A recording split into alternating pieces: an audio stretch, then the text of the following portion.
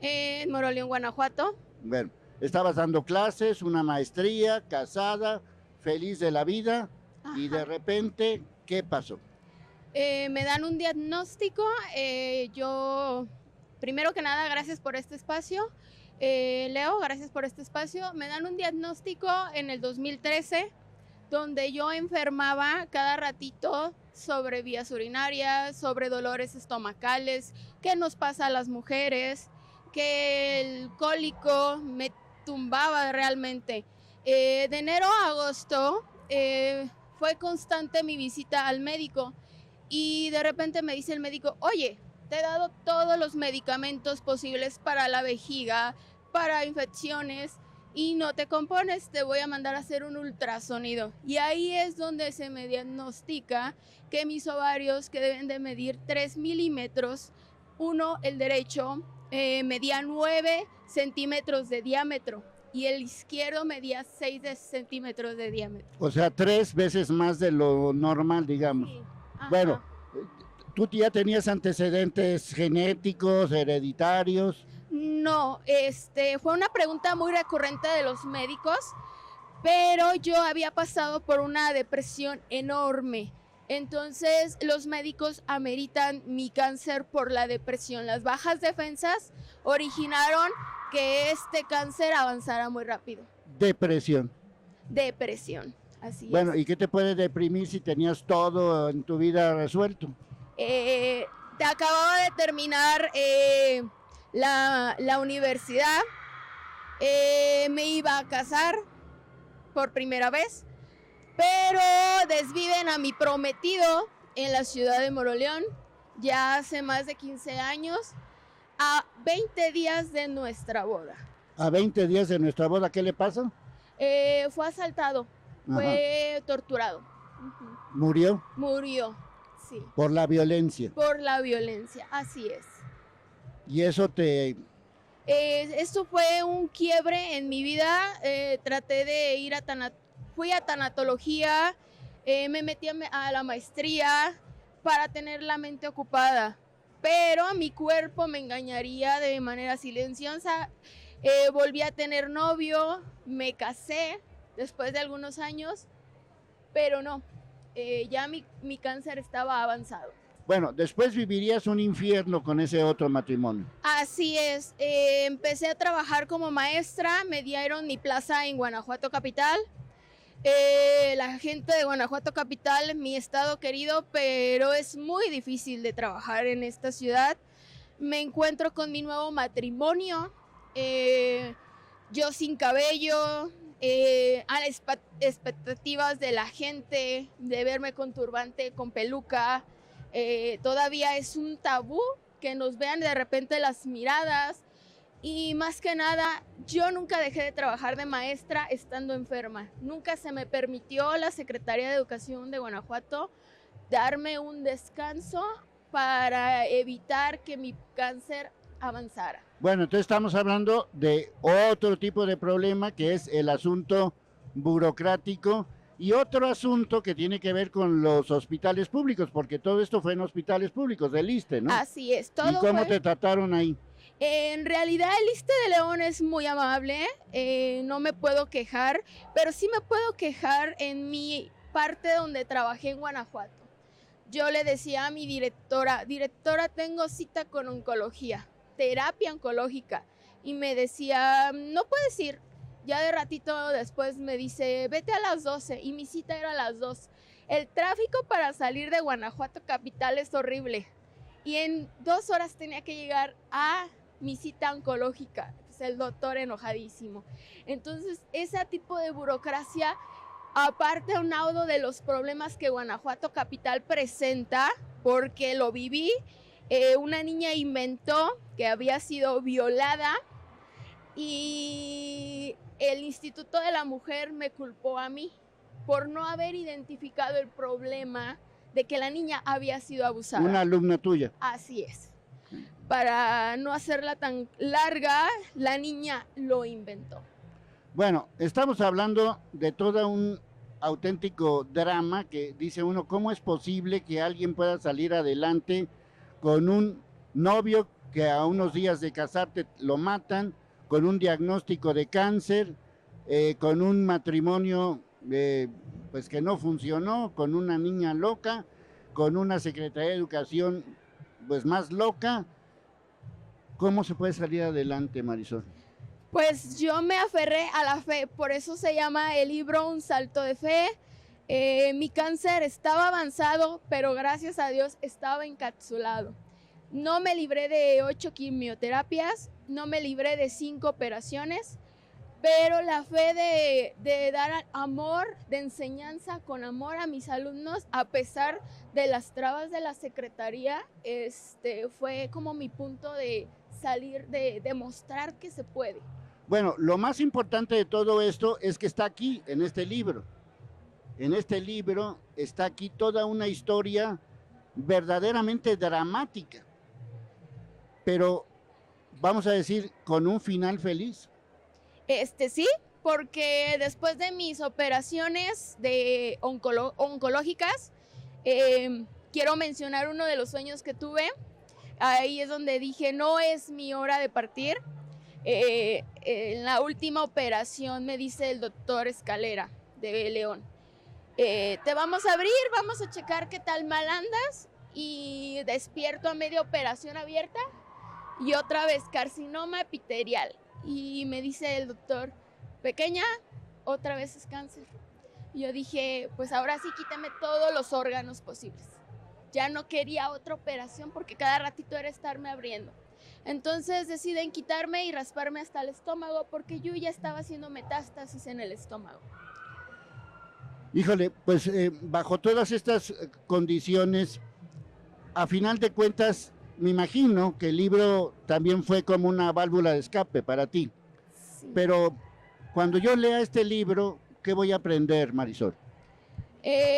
Aprender a soltar cosas materiales, personas, objetos, situaciones de vida que no te están sumando.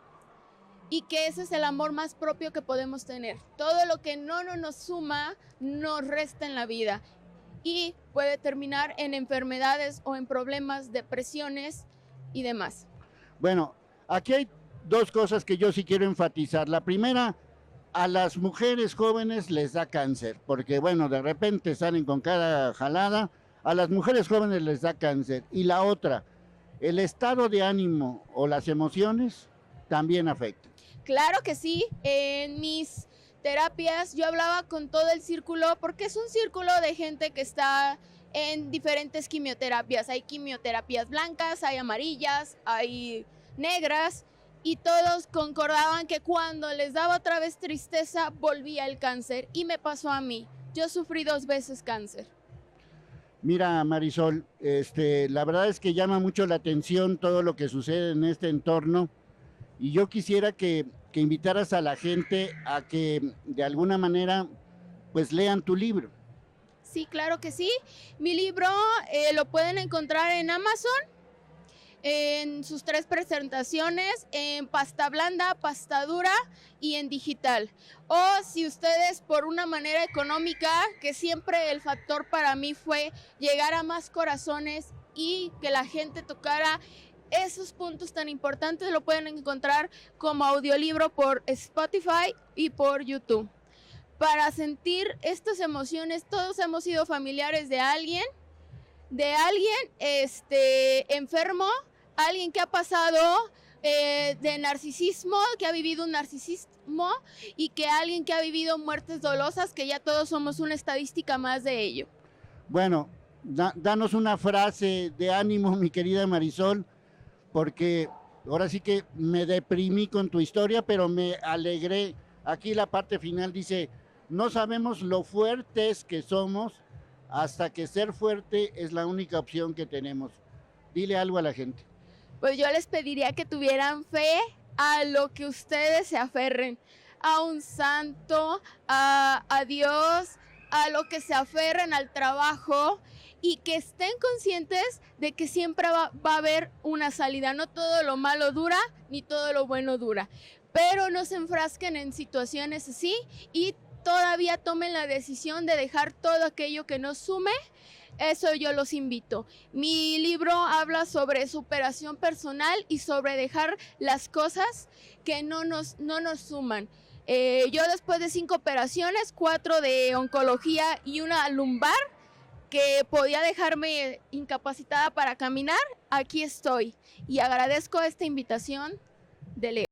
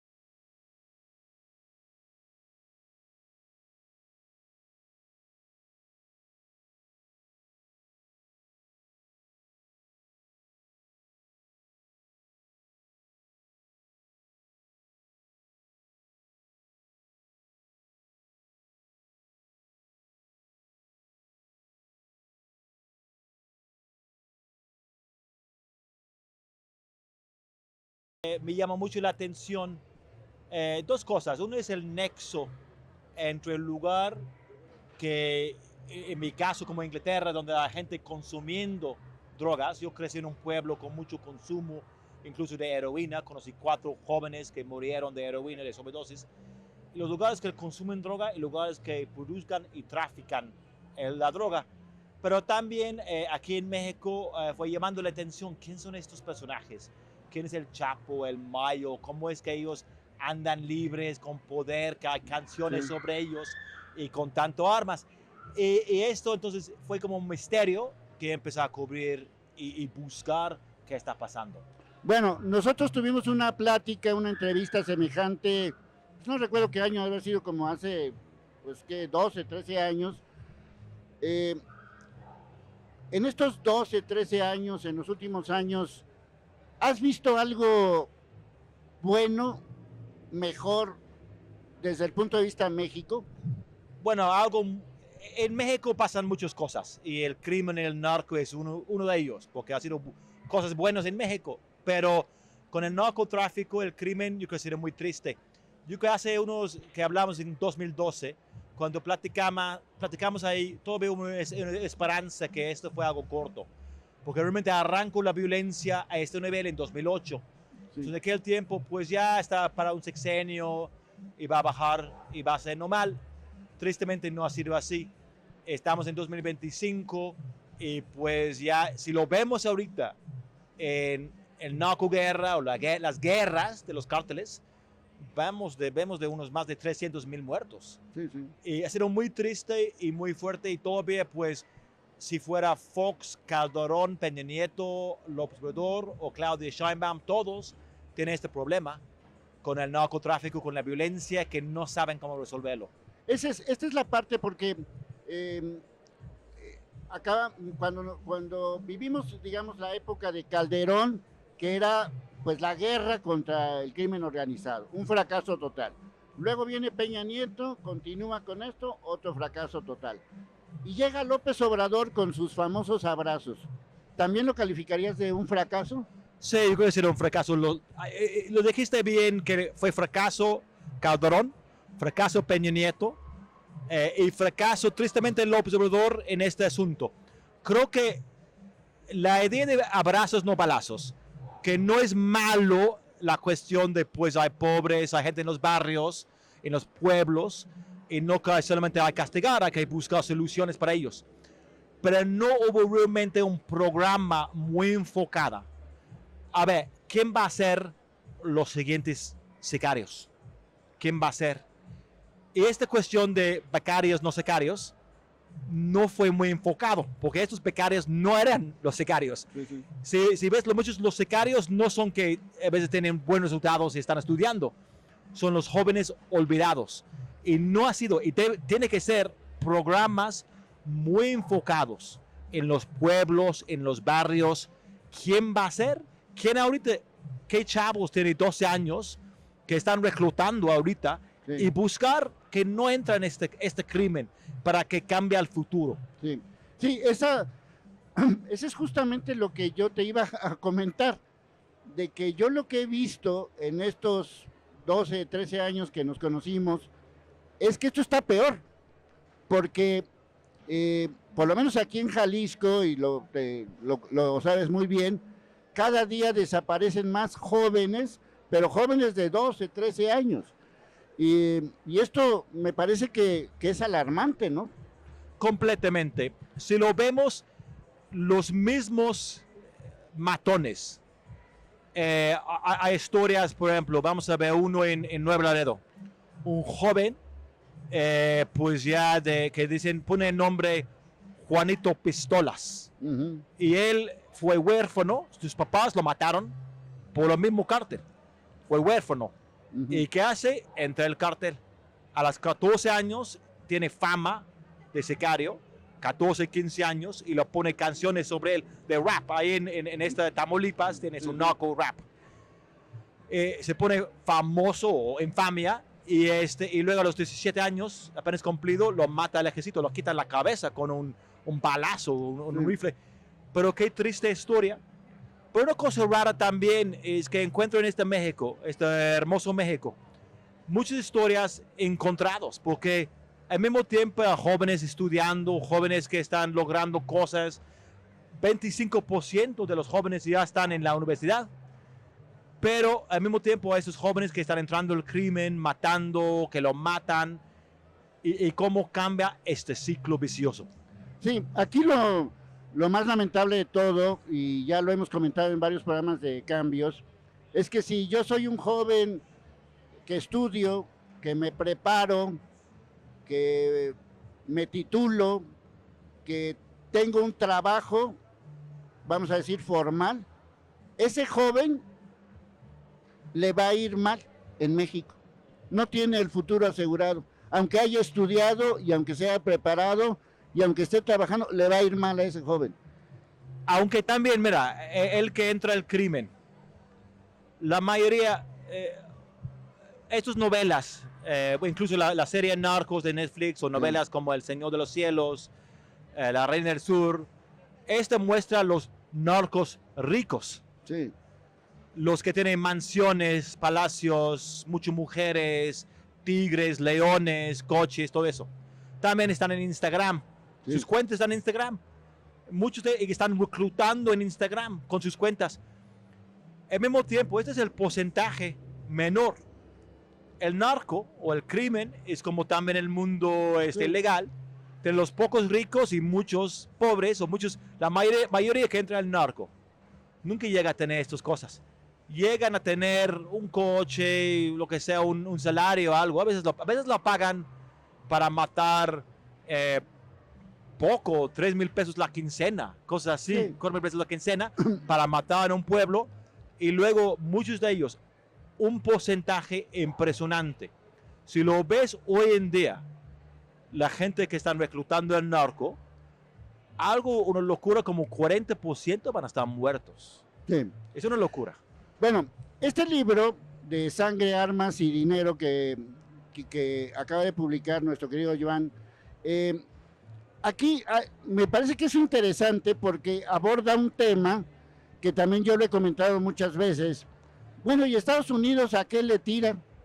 Porque Estados Unidos es el juez, Estados Unidos es el que te califica, y que en Estados Unidos no pasa nada. Una locura. Estados Unidos y Washington no ha tenido una política coherente en eso, y ahora menos, con Trump menos. Sí. Está en todo, no sabe, va para izquierda, no sabe dónde va con este asunto. En esto enfoca en particular en el tráfico de armas de fuego, que es algo impresionante. Sí. Porque también esos mismos chavos, cada uno cuando entra al cártel tiene un AK-47, un AR-15. No están peleando con cuchillos, sí. ni con pistolas, pero con estas armas de fuego es tan fácil matar Mucho más fácil matar con un arma de fuego que con un cuchillo. ¿Dónde viene? Pues ya de Estados Unidos hay un tráfico, un río de hierro, porque cada año más de 200,000 armas de fuego. Es decir, en 10 años, desde que platicamos, más de 2 millones de armas de fuego a los grupos más violentos que hay. Entonces, con esta río de hierro constante, está alimentando esta guerra, esta violencia. Entonces, en este libro, pues quise entrar y buscar todo eso, realmente encontrar qué está pasando.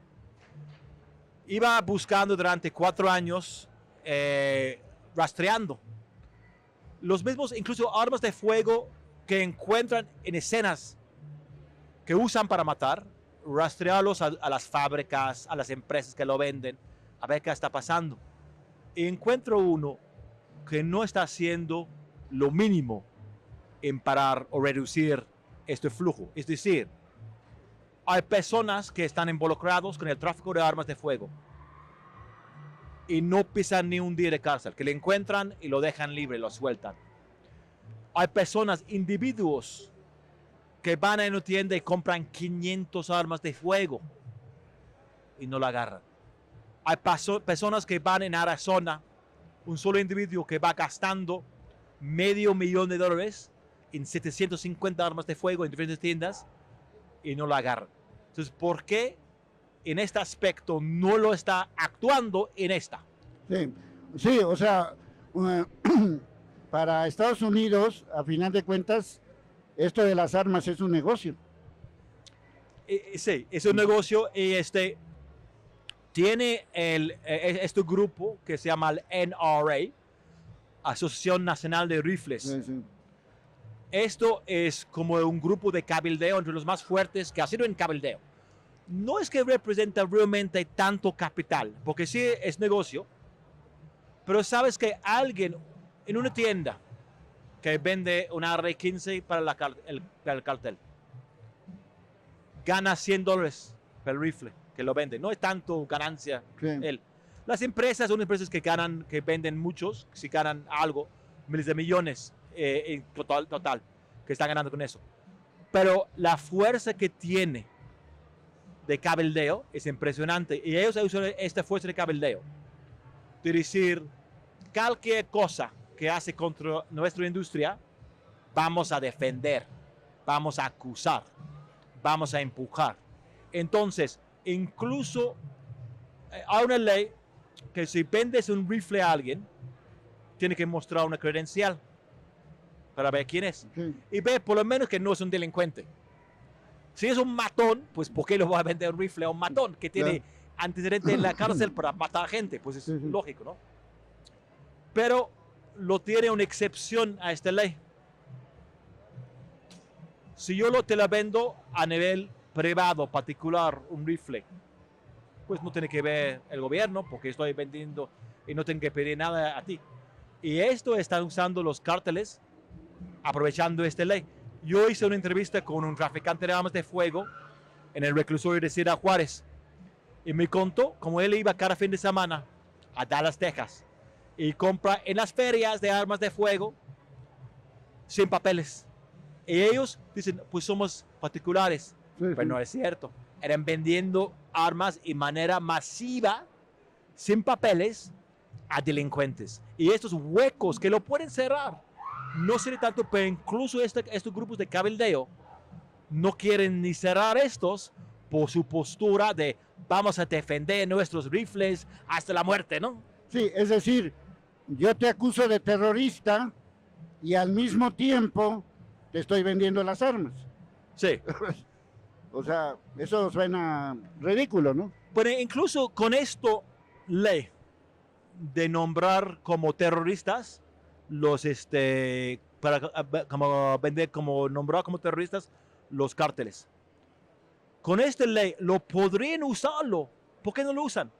Porque ahorita, si lo agarran a alguien comprando armas para el cártel en Texas, o en Arizona, o en California, podría decir, ok, tú estás comprando materia para el grupo terrorista. 20 años de cárcel o cadena perpetua. Si esta arma lo usan para matar a alguien, que lo tienen pruebas en muchos casos. ¿Por qué no lo aplican eso? ¿Por qué no lo aplican? Ok, Trump nombró a estos grupos como terroristas. Entonces aplica la ley contra terrorismo, contra la gente dando armas a ellos. ¿Por qué no lo usan? Este debe ser también un cabildeo que busca el gobierno mexicano en este caso. Bueno, aquí vale la pena que nos metamos a estas historias del narcotráfico, de la guerra, de las armas y de toda una serie de, pues, realidades de las que vivimos en este país. No solamente es que nos cuenten la historia ellos, los del gobierno, sino también revisar lo que los periodistas como Joan Grillo y otros más han hecho para demostrar que esto del narcotráfico va para largo y que urgen cambios.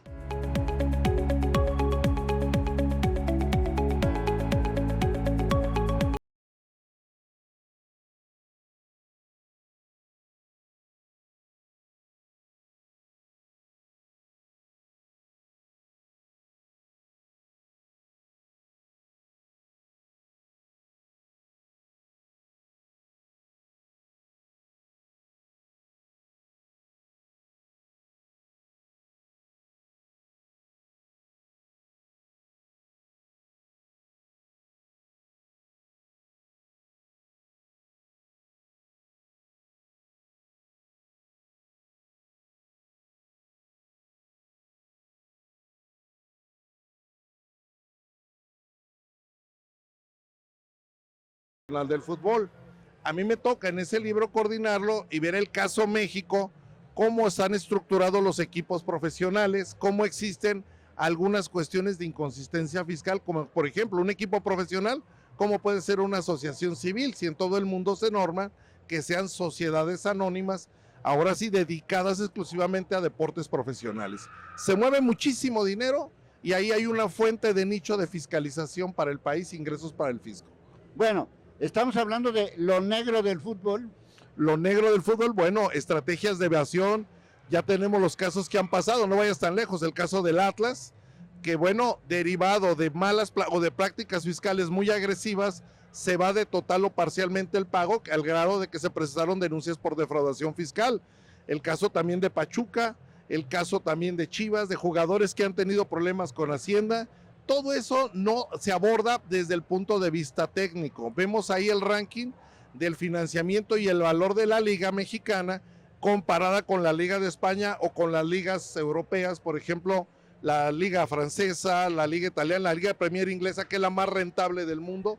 Todo eso lo abordamos en estudios comparados. Bueno, digamos, en comparación con España, por ejemplo, ¿en España sí está bien este asunto o también hay No, hay muchísimos. A ver, por ejemplo, el caso de Cristiano Ronaldo, que evadió, el caso de Messi, ahí se explica brevemente cómo los derechos de personalidad los ponen en un paraíso fiscal, en los Panama Papers, y cómo era posible que Messi percibía un salario, no sé, 100,000 euros mensuales, cuando de puras regalías de uso de imagen se mandaban directamente a Panamá, evadiendo el fisco lo persigue y finalmente el apoderado legal resulta ser el papá de Messi, sancionan y tienen que pagar cerca de 2,000 millones de euros. El caso de Cristiano Ronaldo, bueno, todos los europeos tienen tratados para evitar la doble tributación, pero Cristiano Ronaldo, aparte de poner sus regalías en un paraíso fiscal, se cambia con un pasaporte comunitario a Portugal cuando su residencia era Madrid. Bueno,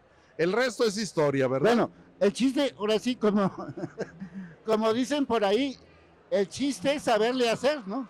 Bueno, eso se llaman prácticas fiscales y criterios, ahora sí, agresivos en materia impositiva. Aquí en México no se cuecen malas habas, o sea, sí, hay bastantes asesores que, bueno, un jugador, ¿cuánto gana en México? Mira, un punto comparativo. La Liga Mexicana en estructura mercadológica es la mejor quinta liga de todo el mundo. Pero en valores de rentabilidad, pues la liga inglesa nos gana, toda la liga mexicana vale lo de Liverpool. Pero entonces, ¿cómo funciona el fútbol mexicano? Dime cuándo se pagan derechos por transferencia de un jugador.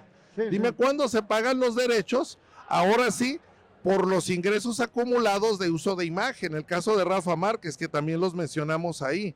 El caso también de las playeras que venden los equipos profesionales, los más rentables, el poderoso América, las Chivas, bueno, el Atlas no, nomás vende aquí, creo. El Pumas, que me quedé sorprendido de la gran cantidad de seguidores a nivel internacional que tiene. Bueno, todo eso se aborda y sin embargo de eso viven los equipos. El fútbol mexicano es como parecido en el espectáculo a la lucha libre, vende muchísimo, es muy rentable. Sí, por ejemplo, yo he visto que hay, bueno, toda una exposición, por llamarlo así de alguna manera, en Estados Unidos. O sea, el fútbol mexicano en Estados Unidos, digo, ya sé que por los mexicanos y por los latinos, pero el fútbol mexicano en Estados Unidos muchas veces genera más rating que en México. Es correcto, no se diga los clásicos que se realizan en Los Ángeles, ¿no? Que es increíblemente cuánto dinero ganan, no van gratis, se cobran muy buen dinero y sobre todo, mira, de las ligas de América, de las más rentables, la Liga Mexicana, y todo el mundo aparenta que es la Liga de Brasil, pero no es así. La Liga de Brasil, no todos los jugadores ganan lo que ganan en México. Brasil es el país que más exporta jugadores seguido de Argentina y los miles de millones que genera en Brasil al Producto Interno Bruto es muy significativo, casi un 22%. Para que tengas una idea, en Brasil está el modelo de sociedades anónimas del fútbol, que el doctor Felipe Ferreira, junto con tu servidor, estamos haciendo los estudios comparados, y bueno, sí tenemos que este modelo le pueda servir a los demás deportes profesionales para que paguen los impuestos correctamente como se tienen que pagar, porque no es justo que nada más lo paguen la gente normalita y los profesionistas que ganan altos salarios, bueno, tienen estrategias fiscales donde no cubren lo que deben de cubrir. No, y luego salen con la jalada esta de que por cuestiones del mundial no van a pagar impuestos. Eso con todo respeto. ¿Cómo está el rollo este? No, bueno, ahora en este presupuesto de ingresos 2026, en el último transitorio, dicen que las sociedades dedicadas a los espectáculos del mundial van a quedar exentos, pero si eso está prohibido, el mismo expresidente López Obrador dijo y modificó el artículo 28 constitucional y está prohibido. Entonces le echan la culpa que fue el gobierno de Peña Nieto, pero el que la autoriza es la presidenta actual. Eso es una barbarie fiscal. Ahora, ocupamos dinero, pero lo van a sacar de los contribuyentes. Sí, pero yo a lo que voy es, van a hacer quién sabe, bueno, no sé cómo calificarlo, una tranza tremenda por 10 partiditos del mundial. Porque mira, honestamente, digo, el mundial, pues muy padre, pero digo, mira, partiditos. Mira, Leonardo, es que es bien sencillo. Como en México están exentos, implementan en los 3 países que van a participar en el mundial toda la residencia fiscal la fijan en México, todo el dinero se genera en México y todos van a estar exentos. Nada más transmiten los dividendos a un paraíso fiscal. O sea, esas son planeaciones fiscales de primaria. Sí. Cualquier fiscalista de medio pelo las entiende, pero hablamos de solidaridad social con el gasto público de millones de mexicanos y de los empresarios que pagan sus impuestos. Entonces también déjenlos exentos. Ahí andan hasta persiguiendo y queriéndolos meter a la cárcel y no se vale. Bueno, debería de ser como comprobante de impuestos todo lo que invertimos en el fútbol. O sea, mira, desde boletos, playeras, y todo lo que gastamos nosotros los aficionados en el fútbol debería de ser deducible. Bueno, la ley establece que gastos estrictamente indispensables para tu actividad empresarial. Debería de haber un capítulo, porque de hecho el título 7º de la ley de impuestos sobre la renta establece el estímulo fiscal al deporte en el artículo 203. Pero es tan complejo que el caso de Isaac del Toro, Colmonex, la estructura, ver tanto corrupción en México, se llevan el equipo a San Marino, lo registran y mira, ahí están los resultados de una buena planeación fiscal financiera. Pero es altamente complejo. El equipo, también el proyecto de Banorte o de Cigarrera Moderna, que invierte el dinero a fondo perdido, pues sí, pero esos programas de estímulos al deporte, dime cuántas federaciones o asociaciones llegan a aplicarlo. Prácticamente ninguna, por lo alto complejo que se tiene. ¿Qué proponemos? Hay una simplificación fiscal para la masificación del deporte y para la obtención de recursos.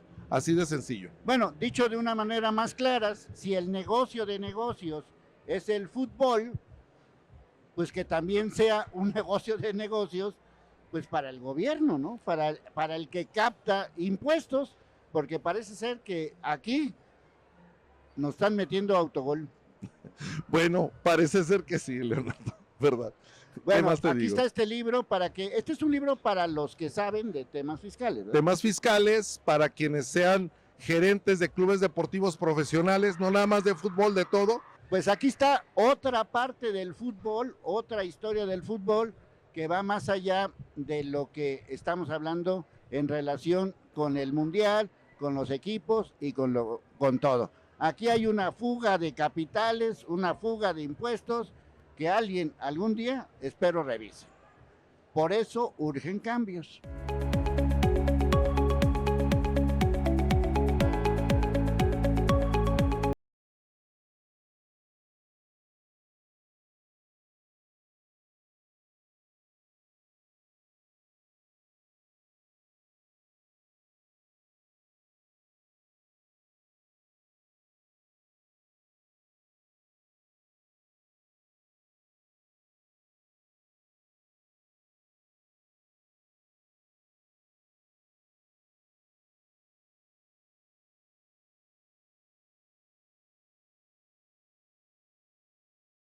Diferentes oficios.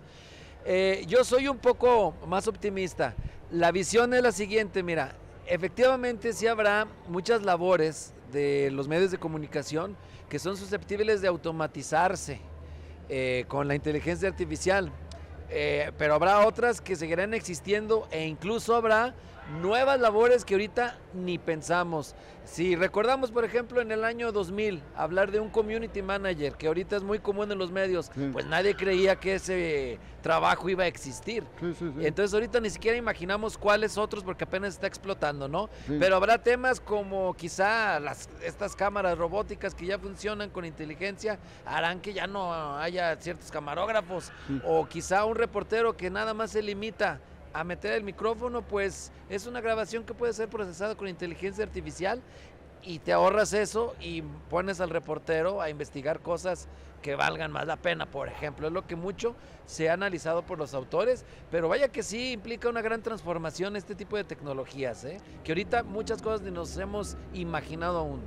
Bueno, uno de los temas quizás más importantes relacionados con todo esto que estamos viviendo es ¿dónde quedó la verdad? Porque vemos tanta mugre y tanta cosa que ya en algún momento dado dice uno, bueno, ¿y cuál es el verdadero? Porque muchas veces el gobierno, en sus diferentes formas, pues utiliza la mentira como una narrativa. Entonces, ¿cuál es la verdad, mi querido Julio? ¿Dónde quedó? Oye, eso que comentas ya es muy, muy filosófico, ¿verdad? Esto de la verdad, pero a ver, tienes razón, hay diferentes capas de la desinformación y de las noticias falsas. Por ejemplo, hablan unos de la disinformation, la misinformation y la malinformation. Luego son técnicos, términos técnicos en inglés. Por ejemplo, la que nada más se hace como broma, como sátira, o por inocencia o por ignorancia la compartes. Pero la peor, que es la malinformation, es la desinformación que está realizada con toda la intención de dañar. Y ahí participan grupos de interés, grupos de poder, sí, de regímenes, sí, de gobiernos o opositores o poderes económicos o grupos con diferentes agendas que sí están incidiendo en esta caótica torre de Babel, en con revueltos los periodistas con los llamados influencers, con otros contenidos que nada tienen que ver con el rigor periodístico y en los cuales todos compiten por la atención. Y hay algunos que por generar clics mienten de manera crasa, o otros que engañan o que tienen el famoso clickbait, que tú le das clic a la nota o al video, a la miniatura y resulta que nada que ver con lo que te están diciendo en el contenido. Es decir, hay como diferentes capas y efectivamente ya el poder persuadir que es la verdad está súper complejo, y más aún cuando existen también los sesgos psicológicos. Hay algo que se llama sesgo de confirmación, por ejemplo, con el cual, aunque la mentira o aunque el tema sea lo más descabellado, si confirma una creencia previa que tú ya tenías, lo crees.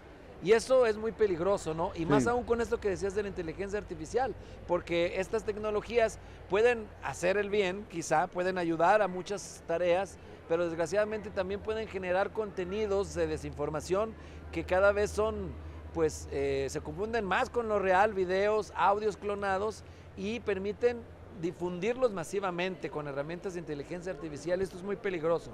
Sí, yo este segmento yo lo pongo en las redes y le digo a la inteligencia artificial, a ver, que sea algo atractivo y que me puedan decir el engaño de los medios de comunicación para que no sepas la verdad. Yo ya entré a ver la entrevista y ya me vale, ¿no? Aunque no estemos hablando de eso. Yo ya hice lo que tenía que hacer, que entraras. Ya si te gusta o no te gusta, ya es lo menos importante, ¿no? Efectivamente. Y esto se realiza en temas de política, en temas de deportes, en temas de espectáculo, lo que se te ocurra, se está aplicando y efectivamente el contenido o la calidad está pasando a segundo o a tercer término en detrimento de lo que debe de conocer la sociedad. Y también hay que decir que no solo se utiliza para atraer los clics de quienes se dedican a crear contenido, sino también en ocasiones hay temas que están siendo para temas muy nocivos, pues, para invertir dinero en tranzas, para decirlo coloquialmente, Sí. y en el cual te ponen hasta una persona famosa diciendo, yo te recomiendo tal inversión y hazla, y hay quien cae, o gente que ha consumido productos que luego son nocivos para la salud y ha fallecido. Esto no lo estoy inventando. Hay una red de verificadores, una periodista de aquí de Guadalajara que se llama Siboney Flores, participa en estas redes y nos platicó ese caso que conoció de madres de familia, de una madre de familia, perdón, que murió por consumir algo que le recomendaban en un grupo de Facebook, y eso también es desinformación, que a veces esa ni siquiera es tan detallada ni tan tecnificada con inteligencia artificial, solo mensajitos. Entonces, no es cosa menor, gente que ha perdido su salud, que ha perdido su patrimonio, o en lo electoral también. Por ejemplo, vimos que en Eslovaquia, en las elecciones del 2023, difundieron un audio falso de un candidato en la veda, cuando ya no se podía reaccionar, y no quiero decir que le perdió por eso directamente, pero pues lo que no mancha al menos tizna, dice el dicho, ¿No? y entonces perdió las elecciones este candidato, ya no pudieron desmentir, era un audio falso donde decía que iban a comprar los votos de los gitanos en Eslovaquia, Sí. y así hemos visto, ¿no? Hasta a Messi, por ejemplo, falso su video sí. diciendo que hay que votar por tal o cual candidato, que si un video donde aparecía la hoy presidenta Claudia Sheinbaum y le ponían ahí velas y diciendo negras y diciendo que iban a demoler la Basílica de Guadalupe cuando era totalmente falso, y hubo gente que la creía en lo electoral, pues desgraciadamente también para hacer daño o para lo Sí. ilícito o para las extorsiones. Desgraciadamente la clonación de audios es un gran riesgo. Sí, y además habría que, bueno, ya lo platicamos hace ratito con Joan Grillo, pero yo quisiera que también desde el punto de vista tuyo como periodista y especialista en estos temas digitales, lo que está pasando con los reclutamientos. O sea, están utilizando los criminales las redes sociales para reclutar, y muchas veces te ofrecen algo que en realidad no te lo van a cumplir, ¿no? Y que tú, chavito de 12 años, te la crees, ¿no? Sí, mira, y sobre todo los estudios están comentando que en el TikTok es una red que está creciendo mucho, donde la gran mayoría, el 60% de los consumidores tienen entre 16 y 24 años, y es ahí donde se está aprovechando para todo tipo de contenidos o muy nocivos o de desinformación, o que luego están ahí desorientando, ¿no? Esta red, por su propio crecimiento y por esa necesidad también de buscar un gancho que te atraiga, porque ahí está medido que si con 3 segundos no te atrapó el video, scrolleas y le cambias. Entonces, este tipo de redes, por ejemplo, están siendo muy utilizadas para temas que las autoridades deberían estar muy preocupadas en estar monitoreando, y que ahí de manera libre, pues todo tipo de contenidos que uno dice, ay Dios, ¿por qué esto está apareciendo? ¿No? Pero sí se está dando. Sí, porque yo sí quisiera pasar a esa parte, porque para ellos, para el señor TikTok, para el señor YouTube, para el señor Facebook, nosotros somos su negocio, les vale lo que estés diciendo. O sea, no entendemos, es decir, yo soy viral, soy influencer, tengo millones de vistas y el señor YouTube te está diciendo, yo tengo más que tú, gracias, me estás haciendo rico. Entonces, como estamos trabajando, los que nos dedicamos a esto, para monitos que ni siquiera sabemos quiénes son, ¿verdad? Sí, porque las plataformas, es decir, a ver, los creadores de contenido pues sí monetizan, pero las plataformas son las que tienen el gran negocio y las que tienen grandes anunciantes con esto, que es el hecho de que las personas se queden más tiempo viendo estos contenidos. Y en un libro que tú traes ahorita en tus manos, hemos analizado, por ejemplo, cómo se han dado los modelos de regulación en el mundo. Porque sí, hay países que ya están volteando a ver esto que señalas y a meter en cintura a las plataformas. Y hay dos grandes enfoques, el punitivo, en el cual algunos se van al extremo de las penas corporales, es decir, de cárcel, o las grandes multas, que también es una navaja de doble filo, porque con las grandes multas, por ejemplo, en Alemania o en Francia, ha ocurrido que cuando los usuarios denunciaban una publicación porque era discurso de odio, porque tenía alguna apología a la violencia, etcétera, en ocasiones las plataformas lo que hacían era borrarlo inmediatamente y muchas veces no ameritaba que eliminaran, sino que simplemente con el puro reporte por miedo a la multa. También eso es muy peligroso. Y hay otros enfoques como el Código de Buenas Prácticas de Europa, en el cual lo que se está buscando es que las plataformas firmen acuerdos con los gobiernos y que sea como colaborativo también con las comunidades, con la gente, y ellos pues se trabaje para que, número uno, si hay un creador de contenido que tiene falsedades, que tiene noticias falsas, que es un contrasentido esto de noticias falsas, si son falsas no son noticias, desinformación, pues le eliminen los ingresos, ¿no? Igual a las plataformas, no se puede monetizar con eso en cuanto pero como requiere también la participación de la plataforma, sí hay avances, pero luego las plataformas, como bien decías, pues van por el negocio y no hay un león que de la noche a la mañana se haya vegetariano, ¿verdad? Entonces, vamos lentos con esto, pero sí se está viendo en el mundo. Bueno, simple y sencillamente el mundo va cambiando y llega un momento en que no sabemos si es el mundo el que va cambiando o es la inteligencia artificial que va cambiando. Así que es un tema que seguramente va a requerir más cambios. A nuestros invitados, muchísimas gracias, a todo el equipo de información, de producción. Soy Leonardo Schwebel, cambio y fuera.